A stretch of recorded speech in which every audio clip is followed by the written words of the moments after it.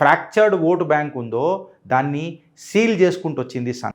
And booth discipline కాడికి వస్తే friends, emotion అనేది ఓటు టర్నౌట్లో రావాలని అంటే దానికి ఎక్స్పీరియన్స్ కూడా కావాలి. కేవలం ఎమోషన్ని ముంగడ పెట్టుకొని మనం రాలేం. అంటే door to door follow booth కమిటీలు వాలంటీర్ మ్యాపింగ్ అనేది ఈ సింపతిని మ్యాప్ చేసి దీన్ని ఓటు రూపంలో కన్వర్ట్ చేయాలని అంటే బూత్ మేనేజ్మెంట్ ఎంత ఇంపార్టెంట్ ఉంటుంది.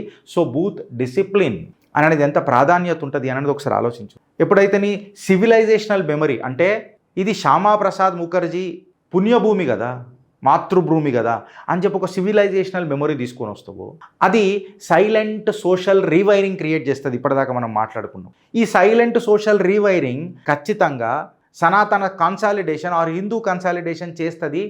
అండ్ ఇది ఓటు రూపంలో ఎప్పుడు మారింది అని అంటే బూత్ డిసిప్లిన్ వచ్చినప్పుడు అయింది. ఎప్పుడైతే బూత్ డిసిప్లిన్ గట్టిగా అవుతుందో ఫ్రెండ్స్, నీ క్యాడర్ల యొక్క సైకాలజీ ఏ రకంగా అవుతుందో నువ్వు చూడు. అంటే ఏదైతే మొన్నటిదాకా నీ లోపల ఛాతీలో ఉన్న భయం అది బాధ్యత అవుతుంది.